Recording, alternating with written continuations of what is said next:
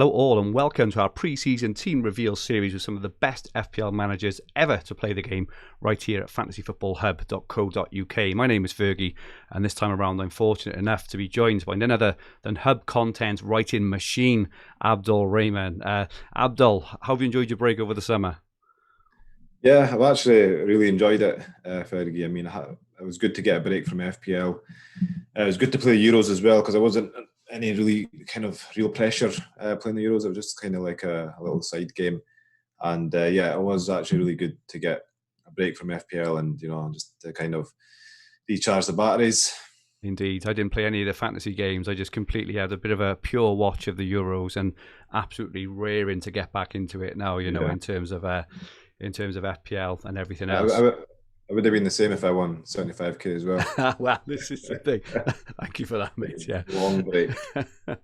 So we have your FPL record on screen now. So the best records, I've ever seen with no less than 4 top 1k finishes. You finished in the top 5k for the 5th time last season as well. In terms of your early strategic thoughts on the season, Abdul, what are you kind of thinking about? As I think we're a fortnight away now, from Gameweek 1. What are your early thoughts on how you're going to approach the new season? Just pretty much same as any other season. I mean, I've made a few drafts, so the last few days I've started drafting, but I know my drafts will probably change quite a bit just due to some transfer news, injuries, and with the players come back from the Euros, I guess we'll see a lot of players that we have in our teams that might miss game week 1 or a few game weeks. But generally, my strategy has always been to kind of start the season really safe, really template. As less risk as possible, and it's done me well over the past few seasons since I've kind of been adopting that strategy. So, nothing really changing from the last few seasons. Just kind of early template, kind of keep up with the pack, and then see where it goes from there.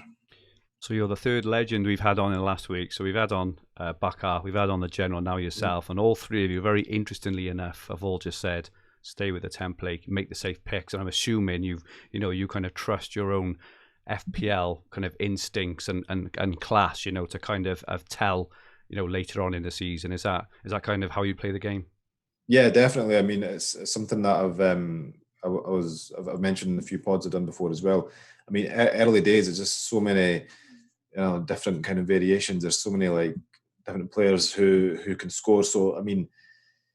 So I always find it best to kind of keep up with the pack up until around about December, January time, and then let others make the mistakes. If you want to put it that way, and then once it comes to kind of crunch time in the season, when all the kind of when it comes to like the double game weeks, black game weeks, and using your chips, I think then is the time to kind of diverge a bit from the template, and kind of depending on where you are rank wise, you can start taking risks if you wish, but yeah, always start safe. I know some people kind of find that a bit boring, but it works. Hey, mate, winning is not boring, right? And exactly, you'd know that. I think as well, it's very, very tempting in game week 1, to go for a bit of, a maverick sort of call here and there. But the way I kind of see it is, and again, it may sound a bit boring, but if you're the kind of manager that goes for maverick picks in game week 1, right? So even if they pay off. So say you go for someone like, I don't know, Greenwood, for example, above Bruno in game week 1. Yeah. If Greenwood scores a couple of goals in game week 1 and Bruno blanks, I think you're then far more inclined as a manager to think, oh my goodness, this works. I'm going to keep on doing this. But that to me is completely unsustainable over a season. And while kind of you may be off to like, a 15 point or 18-point deficit game week 1, I have no doubt that you will claw that back and then some in the rest of the season. So it's a very, very interesting strategy, and it's something that everyone has said about that. That's something I'm definitely kind of learning, as I'm doing these videos as well. Yeah. So for any new watchers, you are very, very welcome. If you haven't subscribed to us, please press the subscribe button in the bottom right-hand corner of the screen and set the alerts so you don't miss any of our team reveals, other videos, or live streams right here on this channel. Also, please press the like button if you enjoy our content. It would be much, much appreciated. So Abdul, just before we reveal your team, we should let our watchers know that if you haven't already signed up to fantasyfootballhub.co.uk, there is currently a pre-season 25% discount link at the top of the description below.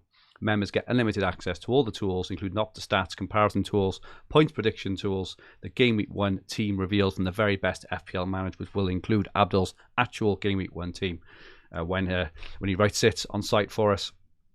As well as all the very best FPL managers in the world, masses of fantasy football content and basically everything you could ever need to become a better fantasy football manager and dominate your mini league. So Abdul, you've been part of the Hub and a Hub member for many, many years now. How has the Hub membership benefited you, as an FPL manager?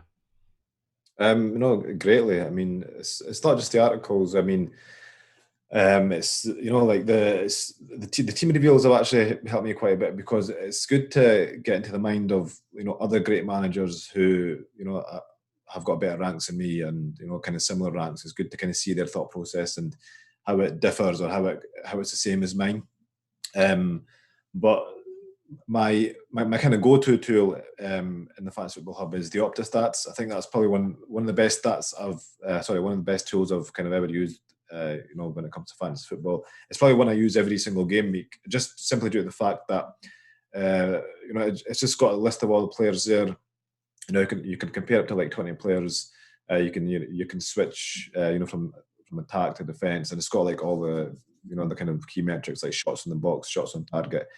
So yeah, I mean that's one I use every single game week. And that's probably the tool that's really helped me the most. Not only when it comes to actually playing the game, but even mostly when it comes to writing articles as well. Cool. It's just so easy to kind of just refer back to the stats on it. So yeah, that'd be the one I'd recommend. To somebody if they're wanting to kind of have a wee trial run or test it out, is check the Opta-Stats tool. It's really good. Fantastic. Thank you for that, Abdul. So the time has come now. We now have your current draft on screen. Could you please talk us through your selections and rationale? Yeah, so I've gone with Sanchez in goal, who obviously, I mean, we know about Brighton's kind of expected goals conceded last season, and how they should have kind of finished a lot more higher than they actually did finish. But I think Sanchez got great fixtures. I think he's got a really template pick as well, and he's kind of a template for a reason, because he is a really good pick. I think the first 10 fixtures for Brighton are really good. I've got Trent, Shaw, and Digne in defence. I don't think they kind of need much explaining, but I think with Shaw, great attacking stats, but he's one that obviously you need to keep an eye on, because there was kind of rumours of a few injuries that had been playing through in the Euros, and Digne is even more attractive option now since Rafa Benitez came in. So we know kind of Rafa, he likes his kind of his defensive structure. So, and also with Sigurdsson kind of potential being out, he will get a lot more of the set pieces, but I'm hoping he gets the penalties as well. I think it's probably wishful thinking, as a Charlton probably on them, but yeah, he's definitely a lot more attractive option now. Midfield, obviously Salah, my favourite player. He's going to be in there. He's a mainstay. I'm going with Bruno because I know a lot of managers. I've seen not a lot, but I've seen a fair few kind of not going with Bruno and kind of getting in Sancho instead. But again, as I said, I'm going to play it safe. I'm going to go with a proven asset. If it turns out that Sancho is a better option and he kind of hits the ground running, then it's an easy transfer. Rafinha, he's a lock in my team. He's the most underpriced player in the game. I mean, his stats are kind of equivalent to like a £9 million midfielder. So even though he's got tough early fixtures, I don't really mind it. I mean, he's going to come in my team regardless. So I'd rather just kind of get him in now and then save the transfer down the line. And I wouldn't be surprised at all if he gets returns against like Man United. Because he's such a good player, and what Leeds are like. They're pretty much fixture proof with the way they kind of attack. Buendia, he's one that I really like, but again, not 100% on him yet.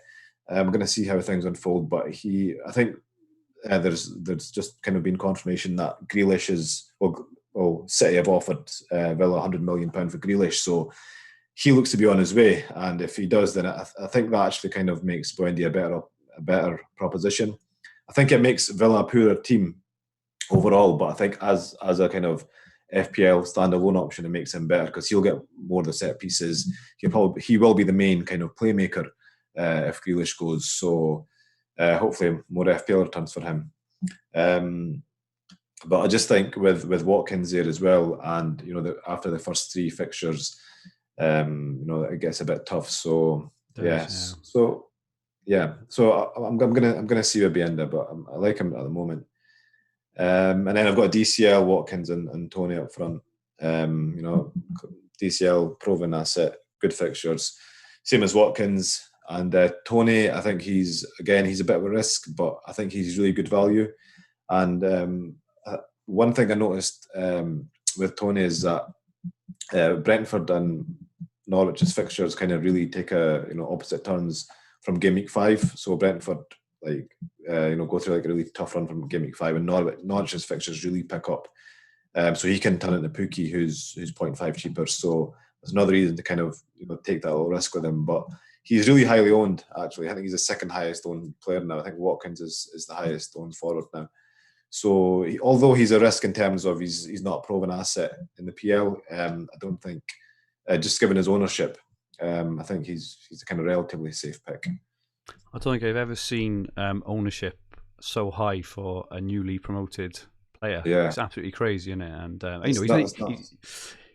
he's not cheap. If he was 5 million or 5.5 million, you can understand it because he's fodder as well, and isn't he? But at 6.5 million, he's competing with Rafinha, Buendia, the 7 million players and things. So he's definitely in my at the moment. And as you say, I think there's a bit of concern that if he doesn't start off well, then he loses 0.1. But my whole argument against that, well, if he does start well, you get loads of points. It's just like and you're far behind, then you have to find a way of getting him in. So for me, he's worth the risk for sure. And your bench then. So the bench, I've got Ayling, Brownhill and Veltman. So obviously I've got Foster in as a 4 million. I think he's the 4 million goalkeeper who's actually most likely to kind of win his place, because he's I think he was kind of first choice last season until he got injured, and Bachmann just really kind of impressed when I was reading up on it. And there's also talks of Bachmann maybe going off to Ajax, so that's one to look out for. But I think regardless if he goes or not, I think he's still the best 4 million goalkeeper. Ayling and Veltman, they rotate really well, but obviously with the 3 defenders I've got, they'll probably kind of be staying on the bench. So I'm half thinking of maybe downgrading one of Ayling and Veltman to a 4 million defender and seeing what I can do with that cash. But it's just early days, but I do like that team. And Brownhill, I think, is probably the best 4.5 million midfielder. I think he will play the majority of games, and I just think he's got the highest chance of attacking. He's got the best attacking stats from the 4.5 million midfielders. I think he's on a lot of set pieces as well. So so fairly kind of template team, kind of template bench. But I'm not too fussed about it being the same as most others. If Harry Kane signs for Man City in the next couple of weeks, what do you do? Well, I mean, I think if Kane does sign it, I think he's kind of been. I don't know if he's been confirmed, but I think he's most likely to miss game week 1. So if that is the case, then I think I probably have to change the plans and just put in a placeholder for Kane if he doesn't play game week 1, and then kind of bring him in for Norwich in game week 2. If he does start the season, I probably will start with him. I just think if he goes to City, his ownership will just kind of skyrocket. And again, it's just one of those where you don't want to bet against a player like Kane, playing in a City team. I mean, there's no guarantees that he scores as much as he does at Spurs, but I mean, if he does kind of hit off in a big way, then you're going to kind of be left behind, and it's not really probably a risk I'm willing to take with him. Who's the fall guy? Would it be Bruno? I think it would be. I can't be Salah, obviously, because I think obviously he's best option in the game. He has been for the last few seasons, so it would be Bruno. He's I think with Salah as well, he's projected on the hub tools to be the best captain out of, I think, 4 of the 6 opening game weeks as well. So it would have to be Bruno. And I think as well, the kind of Liverpool alternatives of maybe Mana, he's too expensive, and Jota, kind of may or may not start, but with United, you've got Cavani, who you guess would very likely start the season, potentially Greenwood, Sancho, as you mentioned earlier. So I think that's probably the right call, but it's going to be very nerve-wracking going against Bruno. But if you don't captain him, then it's not the end of the universe, right? But and in terms of any early wildcard plans or chip plans, have you got anything in mind at all yet? No, I mean, last season I saved my wildcard for as long as I could. Usually, like obviously last season was it was a bit of an anomaly. It was a bit different to most. So usually I do use my wildcard early. I think I've been looking at Game Week 7 and 8 to use a wild card, but I'm gonna kind of have it in the back of my head that I'm definitely not against using the wild card early and don't have any qualms about it. But at the same time, I'm hoping I don't need it because obviously if I don't need it, it means I've got off to a really good start. Yeah, and I'm doing well. So yeah, I'm always really open about using the wild card. I don't really kind of plan in pre game week 1 that I'm going to use it in game week 4 or the first international break or the second international break. It's just kind of see how it goes. Yeah, and Chelsea have that fixture swing, don't they, in game week 7 as well? So that might be a really nice time to get a double or triple up potentially, exactly. on Chelsea. Yeah. Okay, Abdul, can I ask you, what is your top tip, or of all the tips that you've ever given over the years, what is your top tip for the FPL managers watching this video?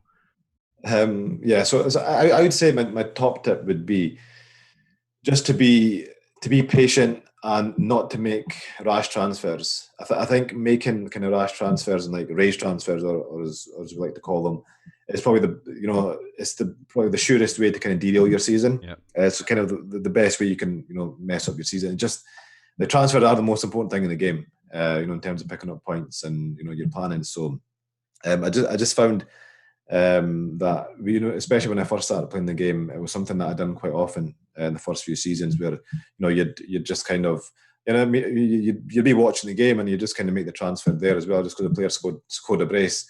But always, and I think especially after you have a bad game week, it's really tough not to kind of open your team and just get rid of the player who blanked or etc. But also over the years, I found that just kind of taking a back step, especially when you've had a bad game week, take a back step, kind of regroup and just think with a cool head, and then kind of think about your transfers going forward. I think if you do that, you're likely to have a much better season.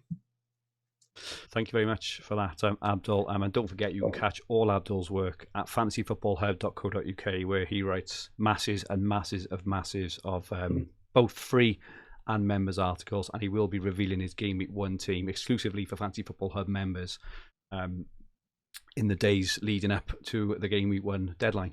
So if you liked what you watched, please press the like button and remember to subscribe to the channel in the bottom right hand corner of the screen if you haven't already. Our handles on Twitter, Instagram and TikTok are at FFH_HQ. Our website is fantasyfootballhub.co.uk, where you'll find everything you need for fantasy football all under one roof, including player comparison tools, the fixture ticker, Opta stats, top player team reveals, including Abdul's, Bakar's and the Generals, and many, many more. Points prediction tools.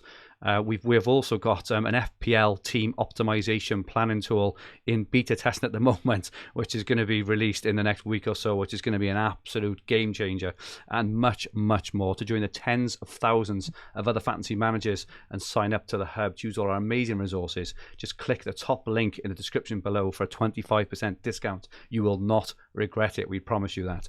We will be back soon with another team reveal from another great fantasy manager. Goodbye for now.